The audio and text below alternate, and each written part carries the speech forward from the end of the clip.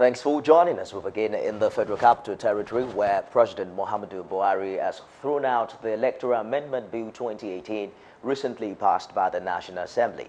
The President conveyed his decision to withhold the assent to the new Amendment Act in a letter to President of the Senate, Bukola Saraki, which was read out to lawmakers during Tuesday's plenary. Decision to decline assent to the Electoral Amendment Bill 2018. Pursuant to Section 58(4) of the Constitution of the Federal Republic of Nigeria 1999 as amended, I hereby convey to the Senate my decision on 3rd March 2018 to decline presidential assent to the Electoral Amendment Bill 2018, recently passed by the National Assembly. The President says the amendment to the sequence of elections in Section 25 of the Principal Act may infringe on the constitutionally guaranteed discretion of INEC to organize, undertake, and supervise elections as provided in Section 15, subsection A of the 3rd Statute of the Constitution. He also told the lawmakers that the amendment to Section 138 of the Principal Act to delete two crucial grounds upon which an election may be challenged by candidates unduly limits the rights of candidates in election to a free and fair electoral review process. President Buhari also frowned at the amendment to Section 152, subsection 325 of the Principal Act, which he says may raise constitutional issues over the competence of the National Assembly to legislate on local government elections. The National Assembly had passed an amendment to the Electoral Act altering the election order as set by INEC, raising concerns of a clandestine plot targeted at President Muhammadu Buhari. Meanwhile, the president has now assured Nigerians of a boost in the country's agricultural value chain by increasing fertilizer production to at least 1 million metric tons by the end of 2018. He said this would be spearheaded by the Presidential Fertilizer Initiative, which did an average of 500,000 metric tons in 2017. The president gave the assurance after he launched Focus Laboratories for the Economic Recovery and Growth Plan at the Presidential Villa on Tuesday. Achieving sustainable, diversified, and inclusive growth, becoming self-sufficient in basic commodities to curtail food imports. B. Diversifying our economic base from crude oil dependence. On the ease of doing business, the president said his administration made remarkable strides in creating a conducive business environment for investors, earning the World Bank's ranking as one of the top 10 most improved economies in 2017. This, he said, has encouraged both local and foreign investors in the last few months. Today, our local food production, particularly rice, has witnessed a remarkable growth and has saved the nation millions of dollars of foreign exchange. Minister of Budget and National Planning, Udoma, said government was targeting $25 billion to be raked in through private investments. He says government will not stop after the first set of labs, but will keep on addressing all constraints to investments until the set goals are achieved. An economy that was rapidly deteriorating. We have to act decisively and with it. We rolled out the expansive 2016 budget designed to replace the economy. Thereafter, and after extensive consultation, the President launched the Economic Recovery and Growth Plan in April last year. The labs are expected to help the federal government achieve sustainable, diversified, as well as inclusive growth to become self-sufficient in basic commodities and to curtail food imports. Let's take you now to the Red Chamber of the National Assembly, where despite its embargo and confirmation of presidential nominations, the Nigerian Senate is set to go ahead with the screening of nominees for the positions of Deputy Governor of the Central Bank of Nigeria and members of the Monetary Policy Committee, MPC. The Chairman, Senate Committee on Banking, Insurance and Other Financial Institutions, Senator Rafi Ibrahim, who raised a point of order during Tuesday's Senate session, urged the lawmakers to lift the embargo on confirmation of nominees from the President. So I want to appeal to our colleagues. We have three requests regarding Central Bank. The board of the Central Bank, the deputy governors, two deputy governors who are also members of MPC, and MPC members who are majorly in the private sector, in various sectors of the economy that are members. The lawmakers unanimously granted the prayer, clearing the way for the consideration of the appointment of the Deputy Governor of the CBN and other members of the MPC. Excellency, distinguished colleagues, a wise man is a man who has to change his mind if he has to. So I think it is important that we reconsider our stand in respect of our earlier resolution on confirmation. And for the 3 years I have stayed here with the privilege of being the deputy Senate leader, there was never a time that this Senate has failed or neglected to act in pursuance of that commitment.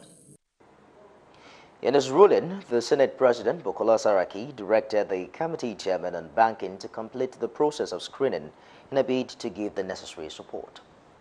This confirmation process for the two deputy governors and the members of the MPC. Those in favor of this prayer say aye.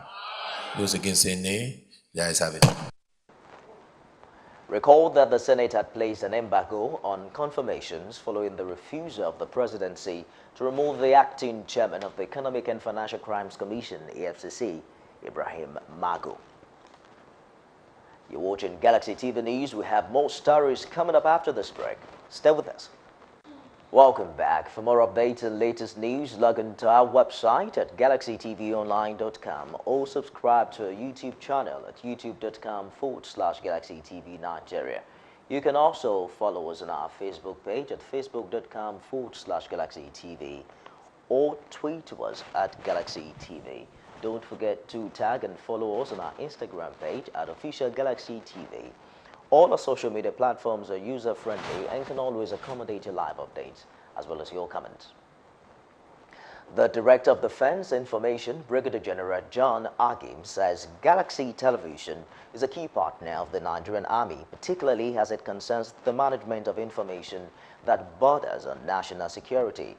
He made this known on Tuesday when he paid a courtesy call on the Abuja Bureau as part of his familiarity visit to media organizations based in Abuja. They come out and do something bad, and you begin to publicize the things that they've done. You actually give them power. That's what I tell all our media partners. On a spot, the Abuja Bureau Chief of Galaxy TV, Okah, expresses delight about the ongoing partnership the Nigerian military has with the station and says he expects greater partnership that will enhance the operation of both establishments. Have a live program. You don't need to travel to anywhere. You come to your office, we'll have what we call TVU, that is television U. Can take you straight to Lagos. While you are talking, you can monitor yourself on the screen. Brigadier General John Agim took over from Major General John Eneche on 8th January 2018 as Director, Defense Information. Now, the Assistant Inspector General of Police in charge of Zone 6, Usman Tili Abubakar, has tasked traditional rulers in Rivers State to close ranks with the police to fight crime in the state. The AIG gave the charge on his familiarization visit to the Rivers State Police Command in Port Harcourt, the state capital. The zonal police boss pointed out the Inspector General of Police, Ibrahim Idris, is passionate about mopping up arms from criminals in the state.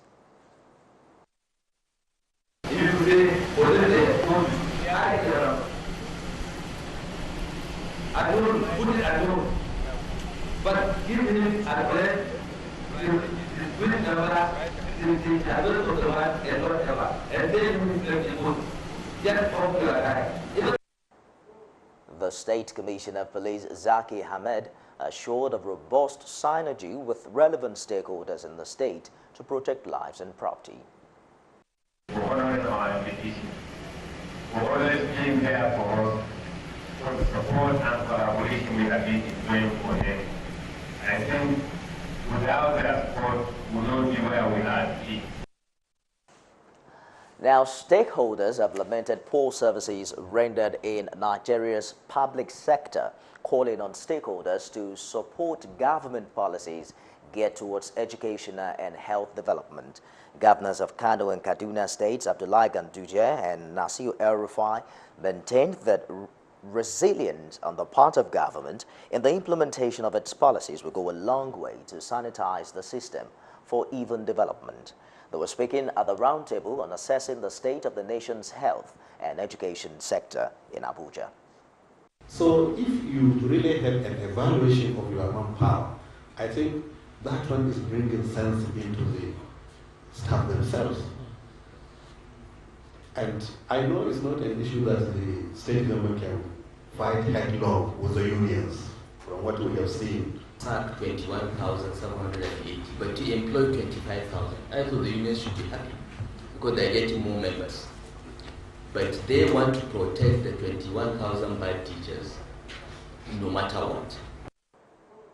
On a spot, the Minister of Health, Isaac Adewale, blamed rural-based human resources for the complexity in the health sector, calling for the removal of labor unions from exclusive list and its decentralization to enable states manage their unions as a way of reducing unnecessary strikes. Unionists start their strike, immediately you pay them salaries, and end it when the next salary is due. Period. You know, I said I've been on both sides. Full disclosure. Yes. So the other thing is that there is no incentive in our system. Country Director of the Development Alternative Initiative DAI, Joe Abba, who described the move to strengthen the education and health sector as imperative due to the alarming figures emanating from them, says the roundtable organized under the auspices of the Development Alternatives Incorporated explored the challenges in the health and education sectors. Speakers at the event called for the adoption of cogent and positive methodologies that could hasten development of the two sectors. The National Universities Commission, NUC, has granted approval for the establishment of Zamfara State University. The approval has increased the list of universities in Nigeria to 162. The Executive Secretary of NUC, Abubakar Rashid, announced the approval during a meeting with the State Governor, Abdulaziz Yari, and his technical committee on Monday in Abuja. Rashid said the university is the 47th state university in the country. Your intervention at this time is a welcome development for those of us who are passionate about higher education. For those of us who believe that there is a strong correlation between investment in higher education and the economic growth of a nation. Governor Abdulaziz Yari, who received the accreditation on behalf of the university, said his administration will ensure that the new institution receives adequate financial support. Yari said the gesture is to ensure that those who need education get it. He disclosed the intention to disburse a total sum of 3 billion naira as take-off grant for the university. Of development and to accelerate growth through increased investment in education. Almost 22 years since the creation of Zamfara State, Zamfara is the only state in the federation without the state-owned university. The governor says the university will kick off for the 2018-2019 academic session soon. Now to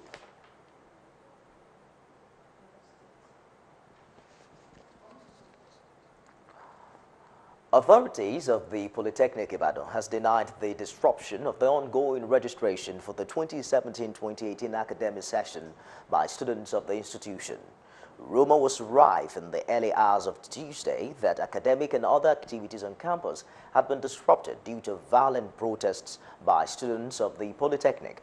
Correspondent Kunle Ojo, who visited the institution, reports that the campus was peaceful, while students were seen going about their normal activities. Some of the students who refused to comment on camera deny knowledge of any protest, stressing that the registration for the new academic session has been unhindered. The Public Relations Officer of the Polytechnic, Soladoye Adewale, also denied the knowledge of any protest, adding that the information has no basis. And two, I want to also say that whatever the situation, we don't need any police coming to intervene between us and our students.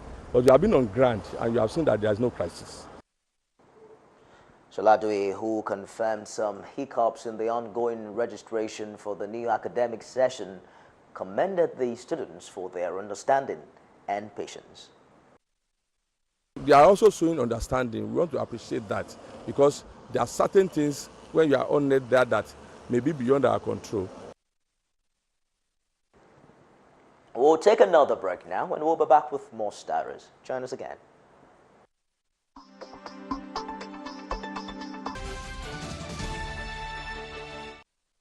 Welcome back.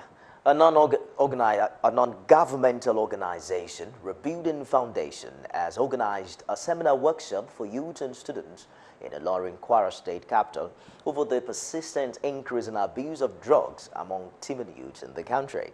Speaking at the event, State Director of NAFDAC, Roslyn Ajayi, says drug abuse is on the increase in recent time and can only be reduced if parents take responsibility for their children. It's on the increase, obviously. It's on the increase because when we started these campaign programs far back when I was in Lagos, at a time I was in the section of chemical monitoring under the Narcotics and Controlled Substances Directorate. We were carrying this campaign to marketplaces, to garages. We were not having too much concern about schools. A psychiatrist consultant, Dr. Alfred Bamijo, says drug abuse among the youth can only be corrected if supply of drugs is less than the demand.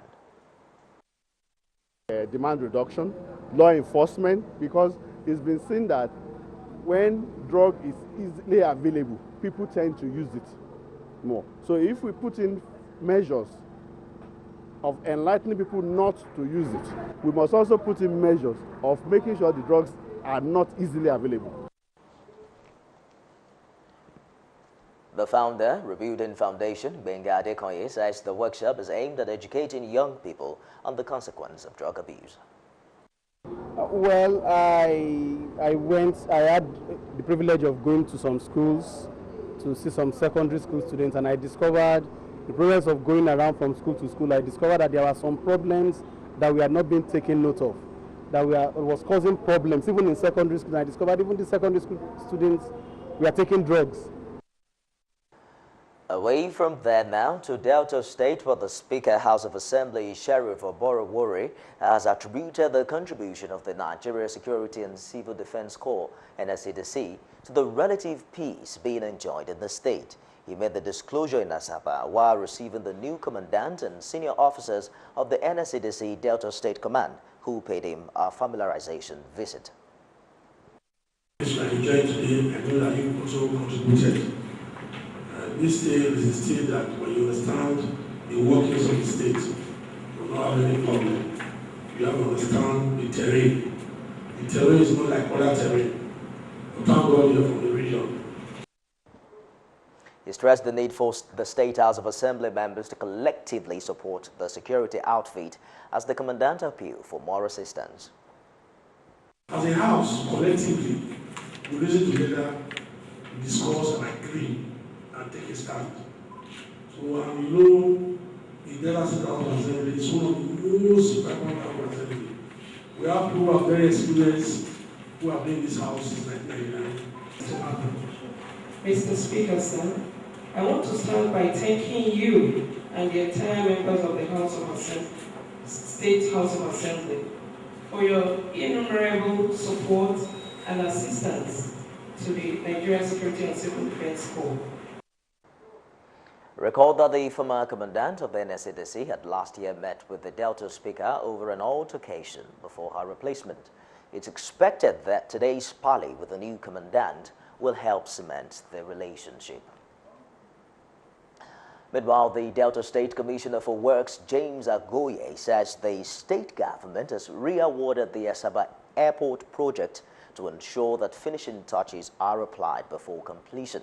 The commissioner made this known while speaking with newsmen in Asaba after inspecting construction works at the controversial airport project. Runway and the other jobs in Asaba Airport have been formally terminated, that is repudiated, taken away from ULO by the Delta State government. And so we are gradually re-awarding them in phases. The first phase has to do with the taxiway, the runway, and the culverts, that's the drains. On the timeline for completion, he reiterated the governor's position that the airport will be ready by April ending, while the contractor promised a quality job that will stand the test of time.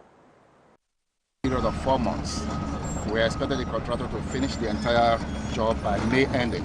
But the work program is submitted to us this morning shows that it's ready and is capable of completing the job by April ending. It can last up to 10 years, even more.